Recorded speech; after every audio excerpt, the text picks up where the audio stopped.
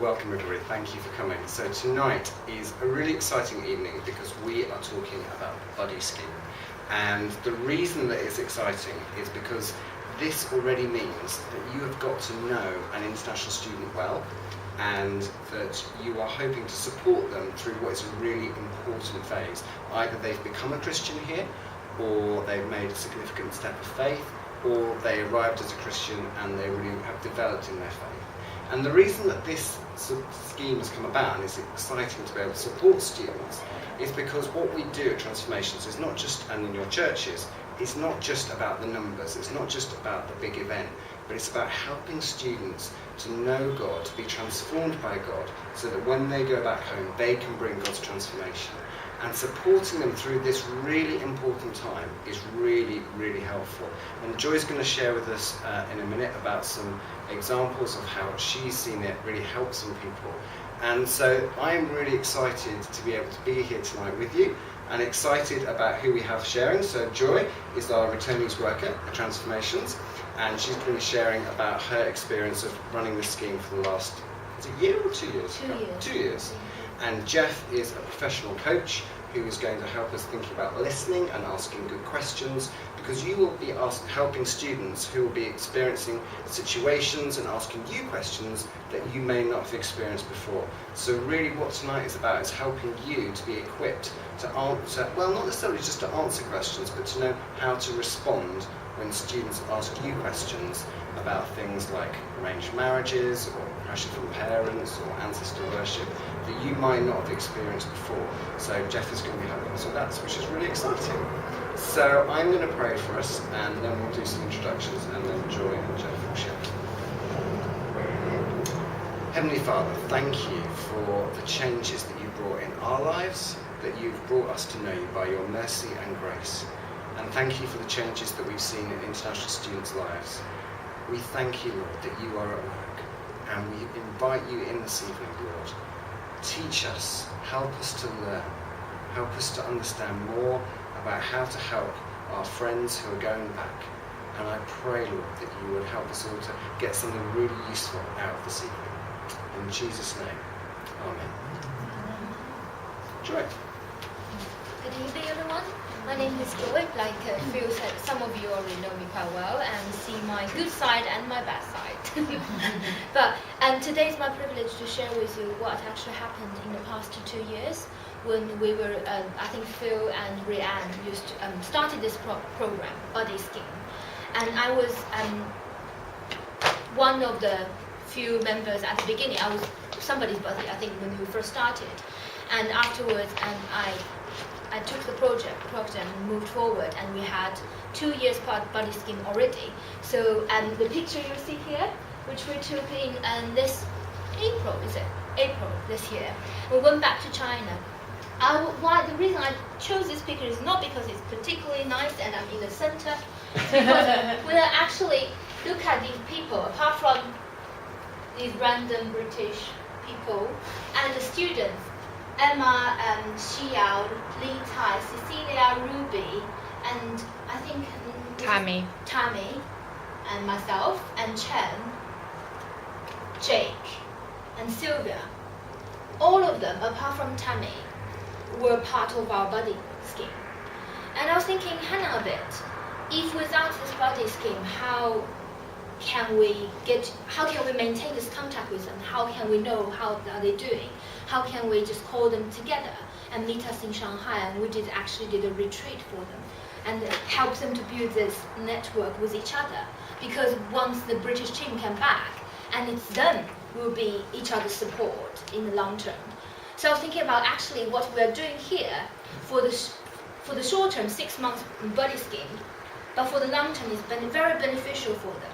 So I'm very, very privileged that tonight I'm going to talk a bit more to introduce you what it is about and how can you be the crucial person who helps the student walk further in their faith.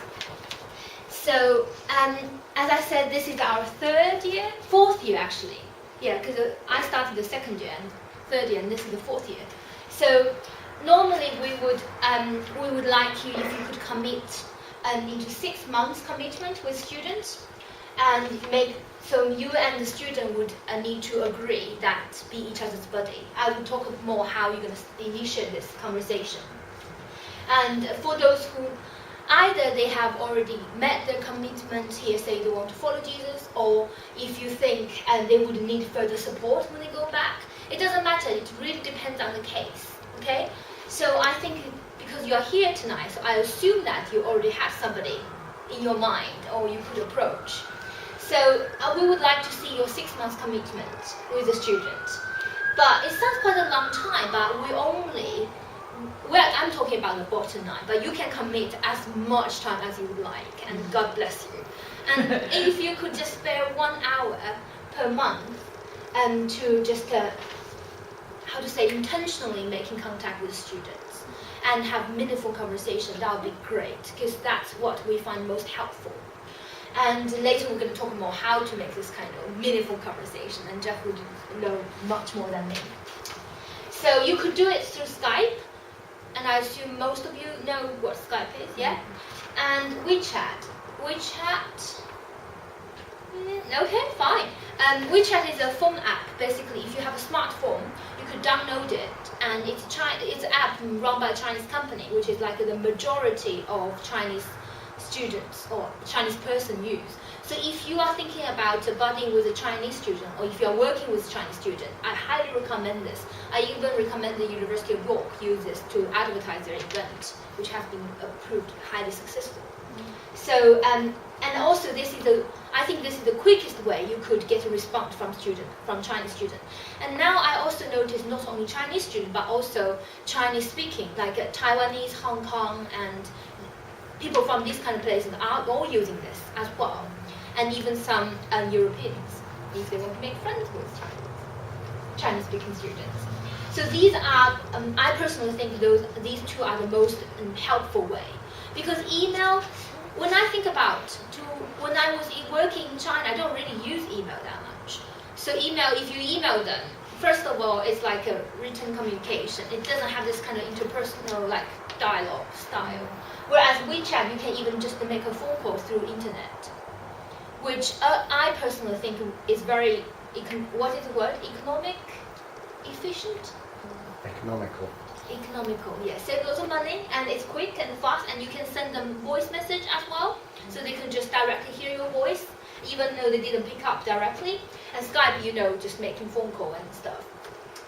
And I would really encourage you that have one conversation with the student before they go. And this is one thing I would love that you could email me, and after tonight's meeting, go back and set up a first meeting with the student. Figure out when they will go back, okay? Which country they are going back. Because sometimes we think, Chinese go back to China, but not necessarily. We have encountered students went back to China and traveled to America and then settled down in Australia. So it really depends. So have a chat with them. What's their plan? And which city they're going to settle down? Or if they're going to further study somewhere. Where they're going to go back or when they're going to go back. And ask them what they know about what they think about their life back home. Do they expect any changes, this kind of things? And if you ask them if they're willing to just have this kind of buddy relationship with you, and I normally just ask my students, say, well, I call them student, but technically they are my friends, and I think that's the best starting point. We don't treat them as cases, we treat them as individual persons and our friends. So if you could just say, well, it would be really nice that when you go back, we could still carry on, and I could pray for you, and we could set up certain meetings every month, and just check on how each other are doing, and we could pray together, and you could share with the student that how God gave you strength to carry on your daily life, and through this kind of natural way, it would be much more, I personally find it's much more helpful to initiate this conversation. They would be more willing to say, yes, I would love to have this support, if that's clear. Yeah? And trust has been established between you and the students. That's why I think that each one of you are here tonight, because you are the key figures in the students' journey when they go back. And you're going to be those people who are going to carry them and help them to fly high when they return home. And I think So I really appreciate that the friendship you already have with the student, and we're going to talk a little bit more later how you can use your friendship and to do practical help for them. Why student needs you? And I just want to ask, how many of you already know that the student in your head you're going to buddy with, how many of them are from China? Yeah. One? Yeah? 3, 4? Yes? Good, cool. And Sawa is from Japan. Is the only Sawa you're going to be buddying? Yeah. Maybe Kim. Maybe Kim. Oh, well, we will see. So I would say, although these stuff I personally summarized from the past 2-3 years experience, and I think it's pretty, not universal, but pretty standard problems students would encounter when they go back to Asia, like Eastern Asia, Southeastern Asia. Because things can be very hard, and they trust you, they would like to talk with you because you already have the friendship. And also, their life has been changed while they're here, and you probably are much more closer with them than their friends back home because they have been away for a long time, and you understand what happened to them while they are here, whereas a lot of their friends from home probably have no clue, because I personally still think there's a huge West and Eastern divide in terms of interpersonal communication and how people interact with each other, and the cultural clues, which is fundamentally different, I personally think. So they will struggle. If in normal circumstances, they will struggle, and they will really, really benefit from your help and to understand, just to listen to them. So your fellowship can be a huge support for their faith journey, because when they go back, I will show you this. I'll give you two examples first, and I will show you the diagram of the Emmy. Emmy is my best friend. And she came here, I think, in 2011, when I was budding, the first year when they started this program. Amy came here and did all the introduction course and read the Bible with people, but she didn't become Christian. And the few the other day was talking about, you find an old photo that you took a weekend away, is it? She wasn't a Christian, but she came to a day entitled Following Jesus in Your Workplace. It was a day seminar, and I remember at the time thinking, what's she come to this for? Exactly. So that's why I think you never know. Only God knows. Only God knows what's going to happen when they go back. So when she went back, and this is afterwards she told me, when she went back, she just prayed a prayer in the corner of the airport, and she said, God, if you are real, and now you have brought me back, so tell me where to go. And she walked into a church the first week when she went back to her hometown, and just felt connected with the local church community there, and became Christian there, committed herself. And this year she is married to a pastor in training in Australia. They're gonna work in the Chinese church in Australia to serve the Chinese community there. So you see the link, UK and China in her hometown for the past 3 years, and now they both moved to Australia. Isn't that amazing? And she was part of the body program, and she said, well, without our continuous encouragement and encourage her to go and pray, and just to basically almost teach her how to pray and teach her how to encounter God in different ways. And if without that, it's just nearly impossible, because you do, when you are in that situation, you do need people to say, Hannah, have you thought about talking to church people? When she was struggling, when her mom wanted to set her up with Chinese boys who have a successful career and want her to settle down in her hometown, and she asked her buddy, says, why this is important, why I should find a Christian boyfriend. And the situation at the time was really difficult, because there wasn't many Christian boys in her church. And we just said, well, you see, I mean, we have to trust the Lord. We have to trust the Lord, and you need to pray. And then she prayed. She did that, and she saw God provided. And at some point, she just said, well, if there's nobody, I'm just gonna have to wait and see. And bless her. So this is her story. And this girl, Emma. This is Emma. This is myself. I attended her graduation. So she didn't become Christian here, but like Emmy, she went through this kind of Bible study and had really positive experience about Christianity. When she went back, she was part of our body program. What we did for her is she said, I really want to meet up, to carry on meeting up with Christians.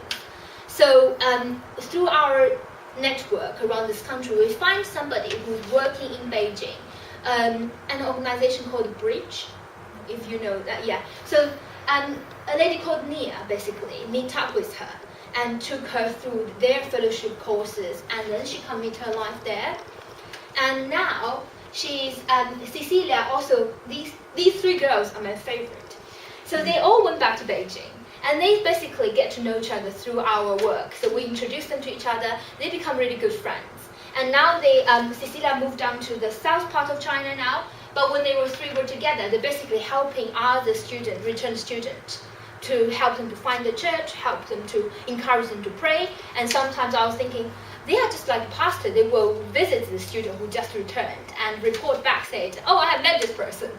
Isn't that amazing? I wasn't expecting this happen like this. So they have their own network set up through our body program for the past 3 years. Isn't that a blessing? So this is what you're going to do to help these people to become the person God wants them to be. And the reason I mentioned earlier, I think they're going to face difficulties, especially if they experience Christianity in the Western context, and there's a huge gap, regardless the culture, the church culture difference, and I think the culture in general is quite tough. So you will see this, I think some of you might already saw this before. You will have this kind of culture shock. But what I would like you to bear in mind is they will similarly experience reverse culture shock when they go back as well, which is pretty standard, I think, if you ever live abroad, and everything just suddenly becomes like, this is so strange. I thought I know everything, and suddenly I don't know. Is this my country? I often ask myself that question. So the reason why we think 6 months is a suitable amount of time is because from the point when they return till they hit some bottom point, that will cover this kind of period. So that's why I really hope that you could really be consistent in your support. Make sure you set same time in your diary to make sure you do that, because that does help them. Okay? Since I think people are probably quite familiar with this, I'll just move on quickly. How can you help students? Active listening, sorry for that, and I think I'll leave that with Jeff to talk about more, the skills. And I think it's pretty straightforward. It's like you make a friend, and you want to encourage them and direct them. Be more intentional when you talk to them. What you say, how you listen about their situation, and how can you direct them to imply the biblical principles into their life scenarios. Okay? We're going to talk more. I'll give you a certain scenario, and I would like you to have a think, and we can discuss how to do that together. And you can pray with them. And I often find, because a lot of times students tell me their life stories, and I was listening thinking, hang on a bit, what do you expect from me? I don't know the answer. But what I could offer is, well, would you like to pray? And I find it so comforting for me. And I think because I can't do much for them, but at least I could pray with them and let God do the hard work. And help them to find Christians in their local context. And don't panic if you think, oh gosh, who I know in their city. That is why we are here to help, and that's why I will be the person stand behind you. If you need anything, any resources you find the student might need, including church, fellowship contacts, or study materials in their own language, and please do not hesitate to email me. And I would be the person to look for these things for you and the feedback, so you could, to support them. And feedback to us, their situations. And what I find very helpful is, I personally try to build up this kind of almost like a database. So for the past few years, we have students went back to different parts of China mainly, but also Asia in general. So we know who is going back to where. And if you could let us know how your students are doing, and there might be situations which they could help other students, like I mentioned earlier. And also, if your students are struggling, that might happen. We might know somebody else from this site. We'll go to their side of the world and to visit them. because not only us are working on these things, we also partner with other national-wide organizations like Friends National, and they have teams sending back to China every year, I think. So that is why I really would appreciate you could feed back that data so we could help each other to build up this information to help one another. Is that clear? How can we support you? As I said, anything you need, you find, oh, I don't know where to find them, just let me know, because I'm here just do that job for you. And I would be the also annoying person. You probably will receive my email once a month, hopefully, not less than that. And I will remind you, have you contacted your student? When is a meeting? Or can you please send me your form, which I will show you in a minute. Find resources and contact student needs depends on their situation. So that is why I think later Jeff will talk about how to act listen to in their situation. You really need to understand what they need first before offering them anything. Answer any difficult question, and here I would stress the importance of because we are talking about faith in different cultural contexts. So sometimes you really can't offer them straitjacket answer because the cultural context can be very different. So they will face in very strange situation. You probably think, what? How can that happen? But how can you respond with biblical principles to help them to comprehend? And they would need to make that decision what to do in their life. And also, hopefully, this year we're going to do buddy huddle, which means I would like to gather all of you together, probably in about 2 or 3 months' time. So we're going to come back together again, hopefully. I don't know, we'll have to see. We have to see, yes. But what I would like to happen is, if you have any difficulties, I want to create a email chain. So we could, among us, we could have this kind of open communication. Yeah, we could discuss how things are going. So basically, these are the very basic stuff to bear in mind. How can you support students? This sounds very basic, but trust me, they're really going to benefit from your support because God's amazing work starting from the tiny little drops, and that's what we have been asked to do. We are not asked to rescue the world because He already did it, and we just need to carry on a little bit. Yeah? So, how difficult is difficult? I'm just going to briefly cover it because I think Phil told me all of you have been so experienced. So I think sometimes, well, who am I to tell you how difficult it is? You probably know more. But bear in mind, church would be different. Just imagine you go to different cities and then just switch churches, how that makes you feel. Family and friends, if your family are not Christians, just imagine, oh my goodness, sometimes I feel like if I talk about my faith with my family members, they just think I'm a widow. Like my cousin would think, wow. Well, she donated the fundraising I was running. She's like, I give money to you, I don't care what you do, but thank you, Lucy. Relationship, how do we do relationship? Yeah? Even when you go back home, especially in the Chinese context, I think a lot of the Confucius-influenced countries have this kind of thing. Is you do what your parents say. Well, who you're gonna marry, who you're gonna go out with, you need to have the permission from your parents, which is pretty classic. Job money. Well, what does that mean? Basically, I was talking to my dad the other day, and he was complaining that he says how insecure people from China feel. Even the more wealthy, the more insecure they feel. The reason is because we do not have a very well-established legal system and very many other reasons. It makes people feel like they have to gather as much wealth as they can within the time span they've been given. Because at least at some point, if the situation gone bad, they could just run away with their money. So it's almost like job and money is tightly linked and gives them that sense of security and almost identity, and also provide that kind of insurance. At least they could buy a passport. Spiritual warfare. This can be quite a tricky one because if I think about Chinese context, after communist regime, under that we were supposed to be all atheist, but realistically, after the reform, the economic reform, there is a spiritual revival.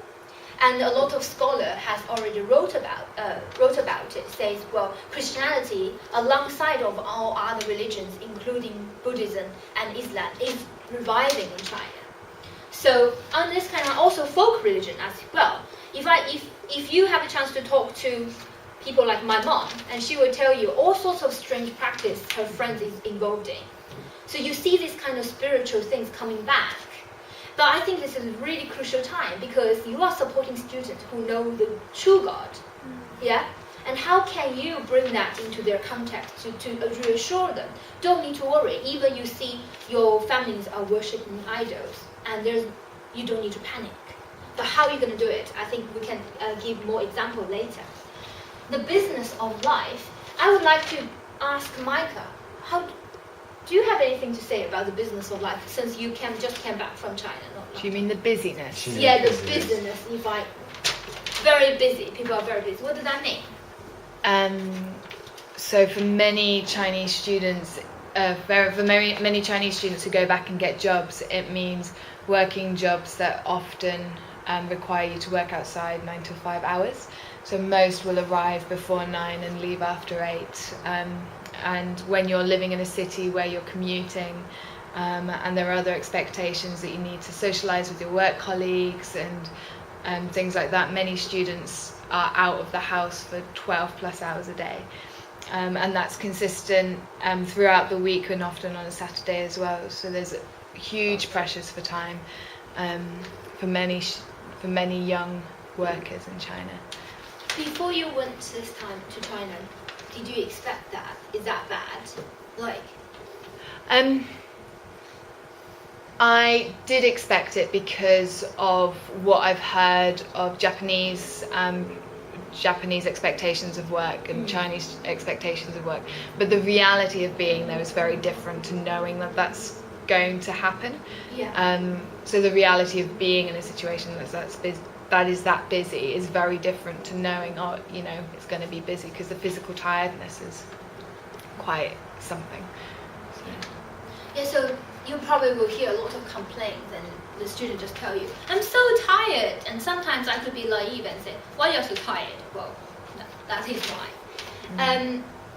I think the rest of it, I have 4 scenarios. Should we leave that for now? Yeah.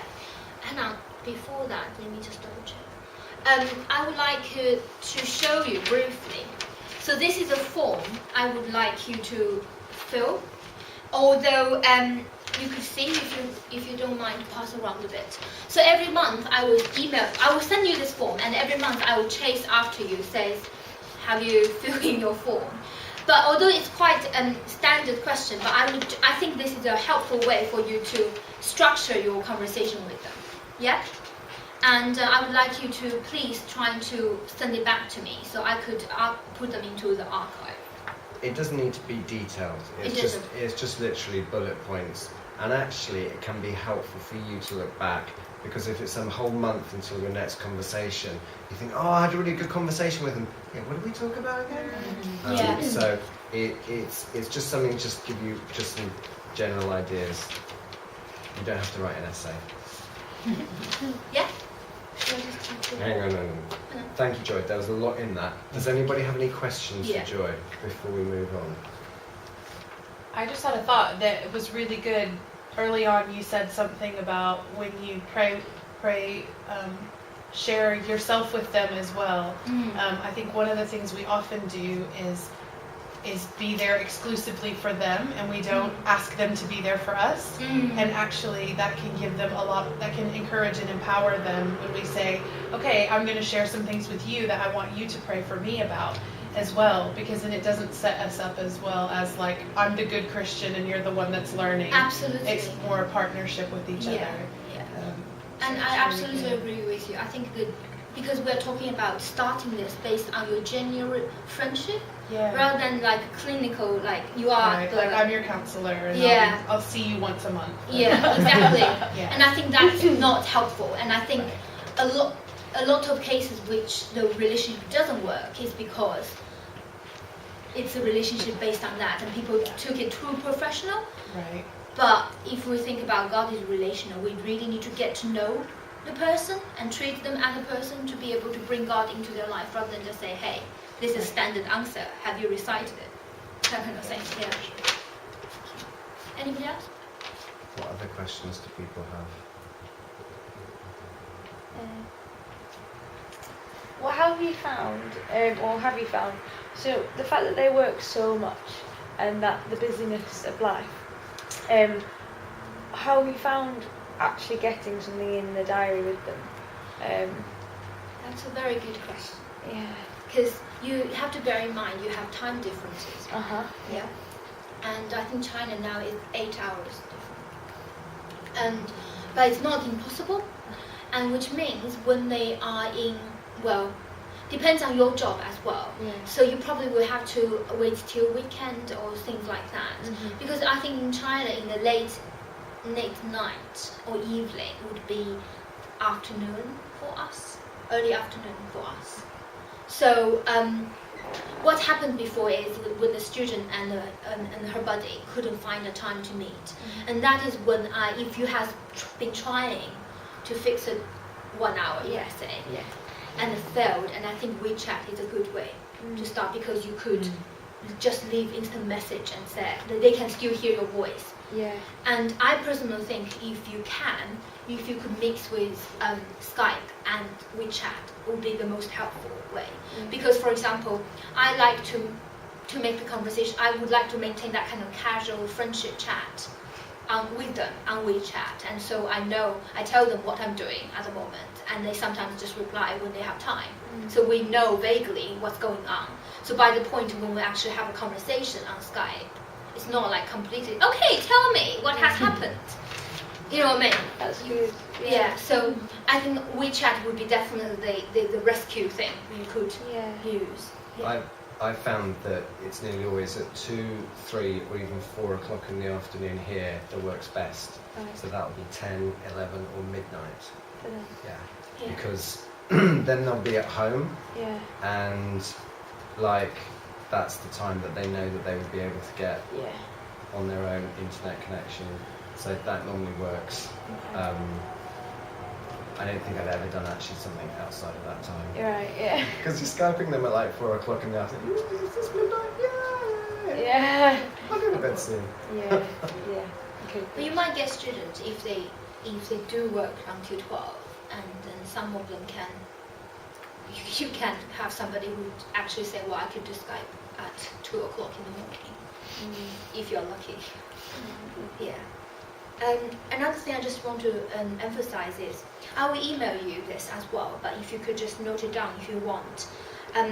Depends, because I don't know well enough about your student situation. What I would really encourage you to do is initiate this conversation with them as soon as you can before they leave. What I want you to figure out is their leaving date. And also I want you to get a little bit subjective understanding of where they are in terms of their faith. And also to touch base on their expectation about their own life when they go back home. And so you could have a little bit shared agreement of how we're going to do this. Okay? And also another important thing you need to talk with them is agreeing the frequency of contact. What I mean is, WeChat stuff with Chinese person, we have very little sense of privacy. So you basically could just call them anytime you want if they have time to pick it up. However, by saying the frequency of contact is, the most tricky bit is setting up a 1 hour Skype meeting. In that sense, you do need to make it clear with them. Say, can we Skype once a month? Make that clear. Whereas WeChat, you really can just do it anytime. Yeah? And also, how many of your students actually made a commitment? Say, oh, I'm Christian. All of them. Cool. Yeah? Apart from okay. So I would say even sometimes they say they become Christian and things might change. We don't know. So what I would like you to bear in mind is when you are giving them any exact contact details of a certain fellowship or church meeting time and place, and I would like you to make sure that you don't use. I would like you do not use WeChat, whereas I would like you to Skype them, call through internet rather than their phone number, if that makes sense. So use the internet to call them, tell them in that way. Do not text them on WeChat. And I personally don't think it's that bad, but I think let's just be safe because the political situation at the moment is quite tricky in China. So things can become quite sensitive. So the government is monitoring things like WeChat. They are monitoring everything. Right. So, but they don't do anything until Right. they notice this group become too influential or they think your message become political. So is it inappropriate to have spiritual conversation back and forth in WeChat? It's okay. You So can you say, can- I'm praying for you about this, Yes. or whatever. Yes. Okay. I personally think that because they monitor all the Right. stuff anyway, and I would be very cautious when I talk about go to this fellowship group, they meet every Saturday 2:00. Then you are basically just signposting, go to get them. Right. You know what I mean?